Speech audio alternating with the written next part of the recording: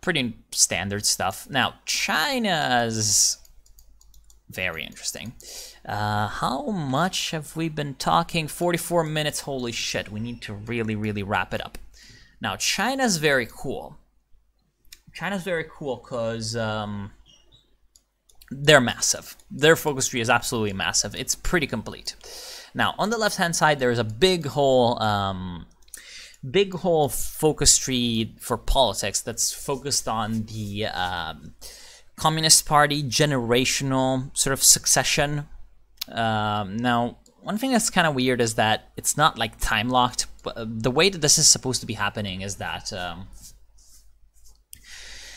basically in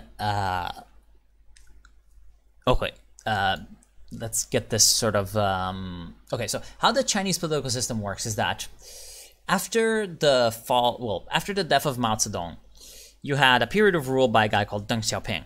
And, okay, this can go on for a long, long time. But just know that this guy is pretty much paramount to modern China's sort of constitutional, economic, and, you know, just in general political stance. Basically, he decreed that, he imposed his line of, like, economic liberalization and additional political liberalization, but not too much.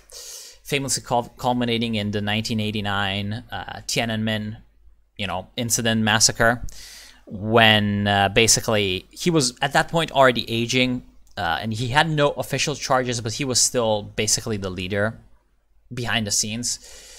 And in that moment, he's like, okay, we're not going to have democracy. We're going to, clamp down and maintain one-party rule.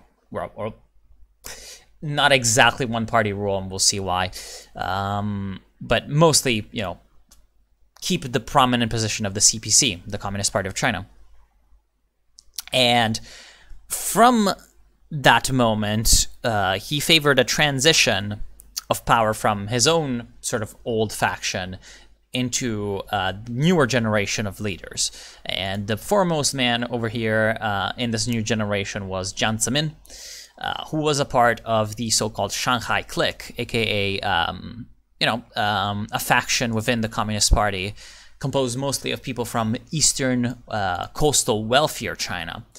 Now, the economic reforms that China has undertaken in the past 40 years have brought disproportionately more prosperity to a few areas of the country, namely, again, most of the eastern and southern coastal cities, most importantly Guangzhou, Shenzhen, Shanghai, obviously down here, where is it, Xiamen, and a few of the Yangtze River cities such as Nanjing and Wuhan, and a few northern cities such as Tianjin, Beijing, the capital, and Dalian, which is one of the major ports, basically of the whole region, and Qingdao. Now, outside of these zones of sort of accelerated development, the rest of the countryside has been lagging behind for quite a long time, partially by choice, in that the leadership under Deng Xiaoping, the guy who started the whole reform progress, sort of wanted to focus the efforts and the limited resources of China onto a few areas where also foreign investment could be more easily sort of managed, and make sure that it didn't run amok and it could be utilized to further Chinese domestic expertise and capital accumulation. So what you have is, this happens especially in the southern province of Guangdong, which is this one, and in the Pearl River Delta. And from there it spreads, for example, to Shanghai, which is also one of the historic sort of hubs of industry and commerce in China. Now, this Shanghai clique of political figures sort of rides the wave of this new, more free market capitalism that rises out of the essentially liberalization of the industrial sphere in the 90s. Because in the late 70s and early 80s, these economic reforms are mostly focused initially on the economy of the countryside, while in the 90s it spreads to the industry, And in the 2000s, it spreads to the financial sector and banking as well. Now, this is a very, very huge oversimplification, but it will have to do, basically, to understand the Chinese tree over here. Because Jiang Zemin basically is part of the generation of leaders that leads China definitively out of the old sort of state, command economy focused leadership into, again, sort of this mixed system that they have now that they call socialism of Chinese characteristics, or 中国特色社会主义, which is, you know, the state controls a few state-owned enterprises for some very, very important sectors such as coal, oil, you know, energy, banking, steel, all that kind of stuff. And what I mean, I also say the state, but it's broadly, you know, not just the state, because the Chinese state is made up of a lot of different sections, like just like any state. It could be a certain, you know, ministry. It could be the People's Liberation Army. Yes, the army has businesses. It could be the intelligence apparatus. It can even be like, you know, the state banks, you know, controlling capital within state-owned enterprises. It can be sections of the, like, for example, for very, very minor or local you know, companies, it can be the local section of the Communist Party. It can be a whole bunch of shit. So it's complicated as fuck, and the way that the sort of pie of the Chinese economy or the Chinese state-owned economy is divided up is very, very complex and difficult to study, and you know, should probably go read like 17 million books before you can understand it. And that's basically, and then the rest of the economy. In the rest of the economy, you have a very, very free market kind of system. So as long as you don't touch those sort of feuds of, you know, the old influence, you can be the greatest, you know, bootstrap entrepreneur in China. And you can see that through the rise of a lot of, especially tech companies, but also, you know, other types of industries. And this is really kickstarted again at the turn of the century when Jiang Zemin was leading. And the way that the Chinese political system was reformed by Deng Xiaoping also is supposed to sort of counteract some of the inflexibility and the instability in terms of succession in the old system. So, like, for example, when Mao Zedong died, you have pretty much a power struggle between the so-called Gang of Four, who were a bunch of old affiliates of Mao Zedong, including his wife, his fourth wife, Jiang Qing, and Deng Xiaoping, and his sort of faction of, again, pro-reform people. So generally speaking, some people say that that was a battle between the old Maoist order and the new reformist leadership. And you have a sort of semi-violent power struggle there. Well, after Deng Xiaoping goes and is, you know, mostly replaced as leader by Jiang Zemin, you are not supposed to have that anymore. You're supposed to have an institutional selection sort of process for the new leadership with a grooming system. Now, Jiang Zemin also is the first leader to have sort of institutional charges. There's a famous trifecta of titles, aka the General Secretary of the Communist Party, the Chairman of the Central Military Commission, aka basically, you know, the Commander-in-Chief of the military, and the President of China. Now, of those three titles, the President of China is actually the least important one. So, basically, this trifecta of titles defines whoever the main leader is. And so that's Chairman Jiang's reign, with the three represents fought. Now, every Chinese leader likes to have a sort of catch term slogan to define what his policy is. Well, Mao had quite a lot of them. Because, you know, he changed opinions every once in a while. basically Deng Xiaoping, the guy who started the reform progress, had two, basically. One of them was reforms and opening, 改革开放, and the other one was socialism with Chinese characteristics that we've already talked about. Where is it? It's in here somewhere. This one. And it's actually this is actually like incorrect, but whatever. Now, Jiang Zemin had the free representations, 三个代表, basically meaning that the Communist Party has to support, like the workers, the intelligentsia, and the industrialists, or support that has to represent those three things, or might have been other, slightly different in the social groupings, but yeah, basically free social groupings. Yeah, here it's put as advanced social productive forces, advanced culture, and interest of majority. Yeah, so the workers, the intelligentsia, and the industrialists. And what this basically mean is that it was implied by Jiang Zemin that up until then, the Communist Party had only represented the intelligentsia and the workers. Now they need to represent, quote unquote, the advanced productive forces, aka basically the bourgeoisie, the capitalists. And this theory and the way it was implemented within the, sort of modus operandi of the CPC basically led to the ability for entrepreneurs and business people to enter the Communist Party. And so the people who are pro-business are not just technocrats anymore, they're also entrepreneurs. So you have the rise of not just Shanghai Clique, but also a Zhejiang Clique. This is like kind of the more entrepreneurially active province of China, from which rises a man called Xi Jinping, but we're gonna get to him later. Now, the succession over here is supposed to happen every 10 years.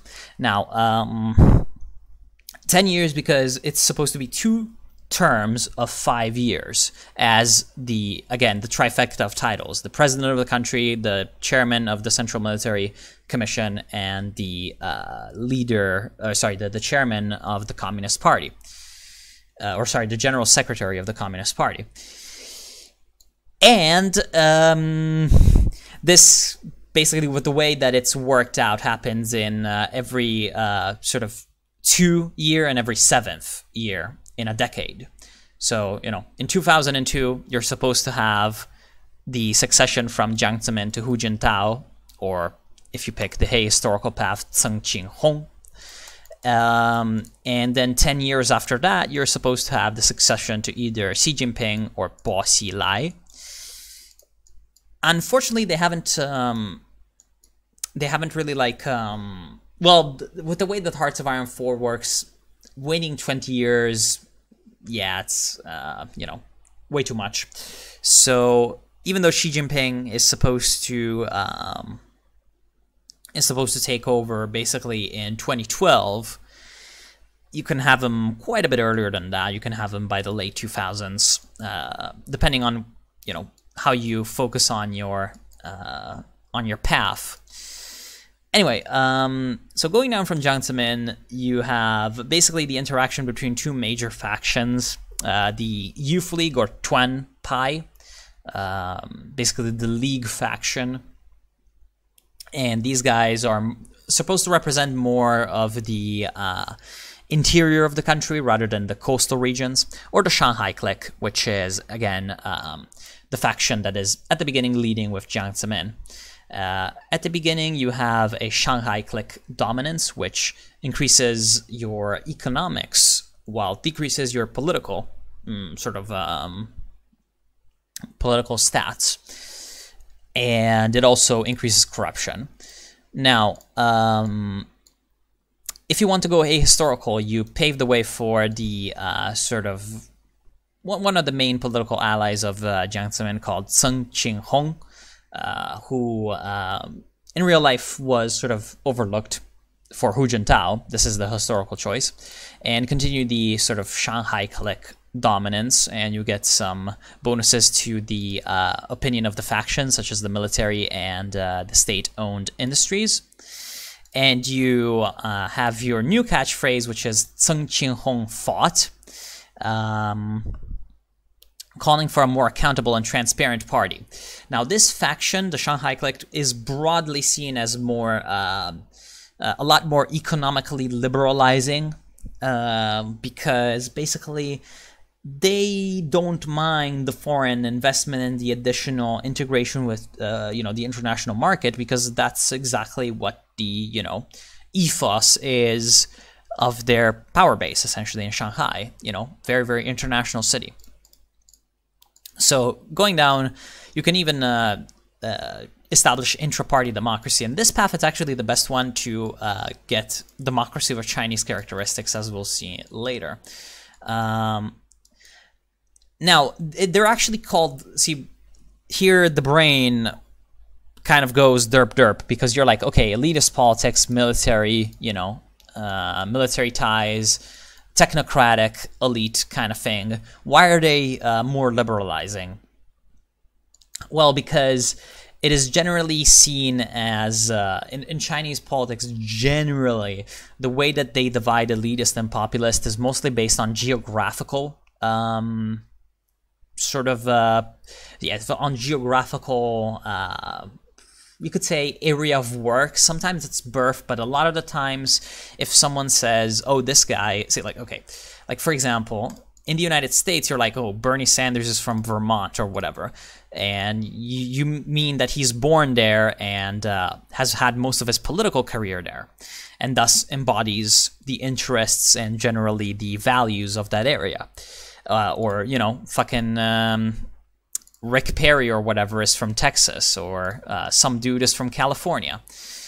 And you instantly know what this person's going to have in terms of, their policy preference. Well, with China, a lot of times it's not about where one is born, but about where one goes to work. Because it's been a long-standing tradition since the days of the Chinese Empire, thousands of years ago, to send officials to work in a place that's not their home place, so that they can't have their own sort of personal power base as easily. And so basically, the people that are defined as quote-unquote populist generally are not so because they're like less in favor of Communist Party control or top-down economic policies. They're generally supposed to be people that come from the interior provinces that are more underdeveloped. Now, this is very, very relevant to the 2000s, but not as relevant to like modern day China. It's more complex than that, and we don't have time to get into it, so disregard that. And yeah, basically with Hu Jintao, you have another of the glorious catchphrases, which is this scientific outlook on development. Now, Hu Jintao was known as kind of his nickname in the Chinese internet is Woodface, because while he did promote a more sort of socially conscious path to development and to, global Chinese relevance. Famously, under Hu Jintao, you had the 2008 Beijing Olympics. He wasn't exactly like the greatest personality of all time. He still cultivated this like kind of weird, kind of robotic image, which is kind of different from later Chinese political figures such as Xi Jinping and Bo Xilai, who have sort of defrosted a little bit. And yeah, so his main catchphrase is the scientific outlook on development, which is basically, trying to strive for a more fair development, while the Shanghai Clique people are like, yeah, liberalize the market, may the best capitalists win. Hu Jintao was more like, yo, hold on, wait a second, there's a bunch of issues. There's environmental problems, there's, social inequality. I'm obviously, oversimplifying, but we don't have time to really get down into the gritty. And so but the scientific outlook on development is kind of, again, weird, robotic, not exactly a great catchphrase. So he popularized it as the Harmonious Society, which calls back to Confucianism, actually. And that was also paired up with a little bit more of a focus on China's traditional culture, traditional heritage, which led to things like the Confucius Institutes over here and, the sort of great charm offensive that China has been undergoing on the global stage of sort of soft power. And so that's basically Hu Jintao in a nutshell. Now, another thing that he launched is the Great Western Development, basically a big state project to redivert economic resources from promoting the development of the, economic champions of China near the coast to the interior. So basically regions like Henan, regions like Sichuan, regions like Shanxi, and regions like Xinjiang over here, which is sort of a prelude to what happens today with the Belt and Road Initiative and Xi Jinping's thought on the economic development of China. Again, the historic path over here promotes, from Hu Jintao, more youth league people and leads into Xi Jinping. Now, basically, this is still the youth league faction. Now, why it's called the youth league faction is that basically most of the people that are in here used to be a part of the Chinese Communist Youth League at very, very high level, and so got to know each other and become political allies in that sphere. The other faction that sort of rises out of the Shanghai Clique are the Princelings. Now, Xi Jinping is also a princeling, but princeling in the Chinese political terminology means someone that's, the son of or a grandson of some major Chinese revolutionary political figure. And Xi Jinping is one of them. His dad is being promoted quite heavily by Chinese propaganda right now. But another one was Bo Xilai. And so here you have another split between Xi Jinping and Bo Xilai. Now, it doesn't matter who you picked earlier. You can just switch sides if you want. There's no problem. And there's two ways that you can lead. You can go Xi Jinping fought and Xi Jinping, which is the historic path, or you can go Bo Xilai and the Chongqing model. Now, Xi Jinping fought is Xi Jinping's sort of addition to the CPC theoretical base, and basically it stresses China's rise in the global order and the great destiny of the Chinese nation. So very, very much about China's rise in the world and China's rise led by the Communist Party at home, which is popularized in the catchphrase "the Chinese dream," the Zhongguomeng, which is pretty much everywhere these days, and reaching something called the Xiaokang Society, the sort of well-off society, which is another Confucian concept of just a tranquil and, modestly wealthy, but wealthy enough country. Now, something that's pretty important to keep in mind is that the CPC, it's represented as totalitarian China in the West a lot. But there's actually quite a lot of Chinese political parties that are actually legal. In fact, 8 other than the CPC. And they're allowed representation in China's parliament, which is a lot less important than Western parliaments, but it does exist. And within the CPC, there's a lot of factions. But the reason the CPC can have such a high degree of control over the country is that, from the days of Deng Xiaoping all the way to today, if someone is 40 years old in China today, they probably grew up, had their childhood in a country where, if a family had a bicycle, it was a luxury. But now there's, fucking massive skyscrapers and high-speed rail networks and, insane technology. So that's something that seriously, propulses CCP popularity, and that's what Xi Jinping thought is basically all about, sort of securing a pretty decent life for the vast majority of Chinese citizens, to give a mass base to the communist, quote-unquote, Communist Party of China, to lead China's foreign policy rise as well. And the alternative option is the Chongqing model under Boss Xilai, which is it's weird because this guy was also pretty much like Xi Jinping, a princeling, and he, well, he was one of the main candidates to succeed Hu Jintao. But basically, at some point, he gets sidelined to the city of Chongqing, which is in inner China. You know, probably the biggest city in the interior of China. Yeah, pretty much the biggest city in the interior of China. Gets sidelined politically because he was kind of a weird, divisive figure, and there he acts as party boss of, again, one of the major cities. But he kind of turns it around. Before, he was part of the Shanghai Clique, you know, the technocratic pro-business faction of Jiang Zemin. But in Chongqing, because it's an interior province, again, this is why this is important. Like, this guy was working in, first in the Shanghai area, then in Dalian, which is this port city, and he was a technocrat.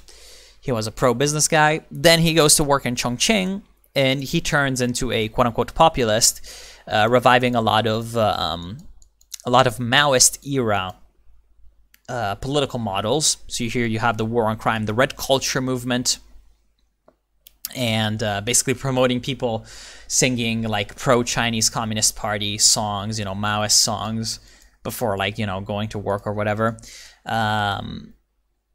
You know, putting a bigger like emphasis on the, you know, orthodox CPC theories, and, you know, sort of dialing back to some of the social egalitarianism and welfare policies of the Maoist period, which got sort of left to the roadside during the liberalizations and during the reforms.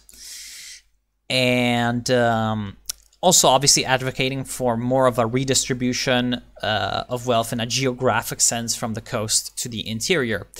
Obviously, because, again, he's in Chongqing. What the fuck is he supposed to do? He's here. He can't be a technocrat in Chongqing. Now, today, Chongqing, 10 years from now, partially because of the Chongqing model, which was also very successful economically, Chongqing is actually one of the main economic, like most dynamic economic centers of China. But the Chongqing city itself, in terms of its legislation, is actually a lot more of an advanced welfare society. It's a lot more welcoming to, for example, immigrants from the countryside. It's got social housing. It's got more welfare policies. School is free for everyone, no matter from where they're from, which is not really a given in a lot of other places in China. And that's another thing that's important to note about China. A lot of people are like, oh, China, they're all Chinese. They're all the same. They all have this totalitarian government. The country's basically, you know, yeah. While, oh yeah, the United States, you know, we are the United States. We have state laws. We're all, you know, just all so different from each other. Actually, the Chinese sort of institutional order is very, very complex, and a lot of local institutions, you know, cities, provinces, counties, have a lot of differing responsibilities, and often the policies of a particular, you know, part of the country may contrast with the larger national policy. So yeah, that's just another thing to keep in mind. So now that we have talked for like 1700 million hours about China in terms of the political tree, that's the sort of outlook on it. You also have a social policies, quote unquote, tree, where you can either kill like the Turkish, the Xinjiang people, the Uyghurs, or you can let them practice their stupid religions. And you can either just shut down the internet, fucking amazing, or netizen nation. Now, this is how you get democracy in China. You need to have like all these focuses with an open window. So the historical path is the Golden Shield. The Golden Shield is basically the Great Firewall, which, you know, gives you this focus called repressive government. If you do not take, oh, and you can also do the troll army, the 50-cent army. This is basically the Chinese version of the Russian trolls that go around, you know, posting favorable CPC comments. And obviously you can do the PLA cyber army, which sounds really, really awesome. Unfortunately, what's even more awesome is an open window, because in here, provided that you can keep the People's Liberation Army and the Communist Party cadre to be enthusiastic, aka the max popularity, you know, this faction, to have max popularity with you, you can just basically reform China to be a democracy. Now, basically, every time you take one of these focuses, the opinion of the Communist Party is going to go right back down to indifferent. So you need to take a lot of... This is the funniest part. To reform China to be a democracy, you need to take a lot of other focuses to keep the Communist Party happy while you're doing it. Otherwise, you're not going to be able to progress. You're not going to get couped, I don't think. But, like, for example, crush the Falun Gong. The Falun Gong is like this weird Chinese cult. Like, oh yeah, we're so great, we're gonna liberalize everything. Kill these people. Oh yeah, we're so great, we need to liberalize, and, you know, how the fuck are we gonna get the Communist Party to like us enough to allow liberalization? Oh, we're gonna do fucking concentration camps in Xinjiang and crush the Turkestan Islamic Party. Oh yeah, we need to question the 4 cardinal principles, which are the upholding of the socialist path, the people's democratic dictatorship, the leadership of the CPC and Mao Zedong thought.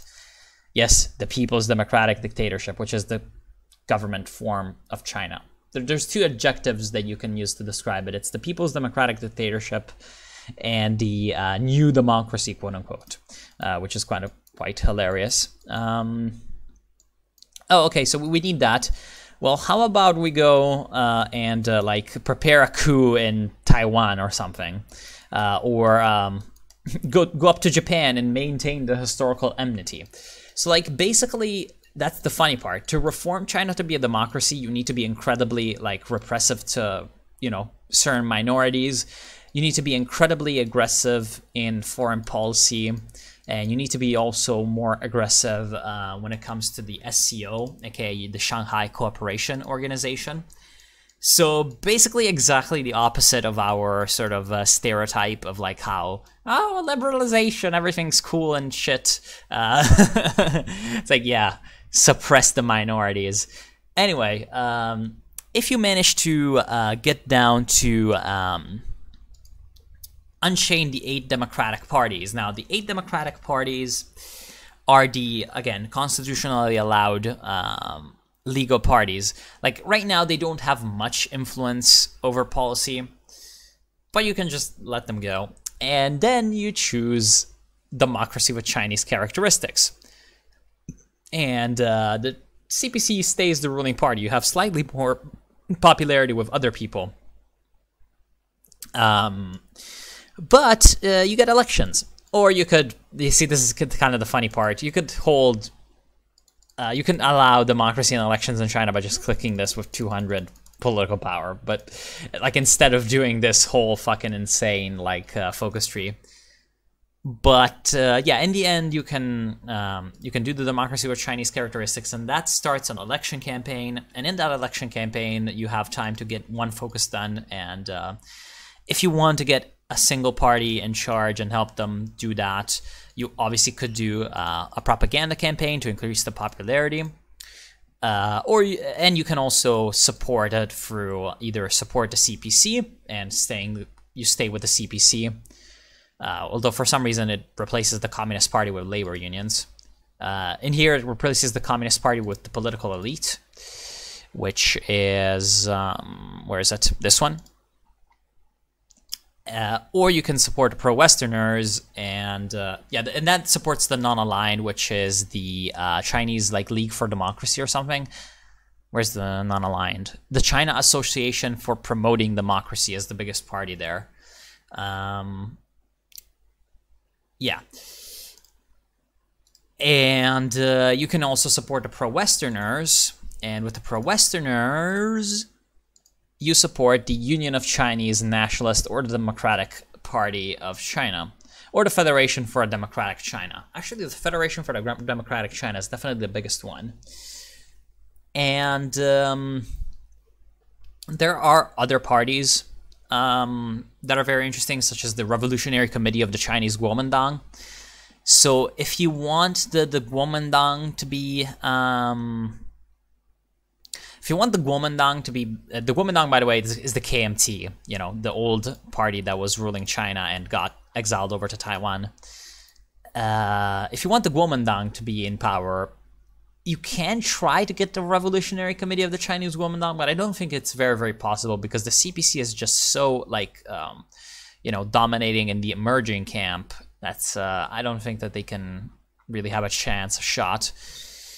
Or you could do some memes and try to, like, get a lot of nationalism, because there are quite a few spirits that, you know, increase your nationalism. You also have nationalist neighbors, and the PLA also increases nationalism. And try to get, like, a military government, or restore the Qing somehow, or get some right-wing populist government. If you know, time it well with nationalist propaganda campaigns, you can probably get a nationalist China as well. But yeah, there's a lot of things that you can do with China. Or you can, you know, like by default, the Communist Party at the beginning has a good enough lead in popularity that it's pretty difficult to not win as the communists. So yeah, you can probably keep the CPC with elections, which is, I think, an interesting path to take, because why not? I mean, it sounds fun. Wait, if I increase taxes, the Communist Party popularity increases. I feel like that's a bug. Anyway, so that's China, and there's a bunch of other countries with focus trees, but we don't have time. We've been talking for way too long already. So yeah, I want to thank you all for watching. Hope you've enjoyed. I'll see you soon, and have a good one.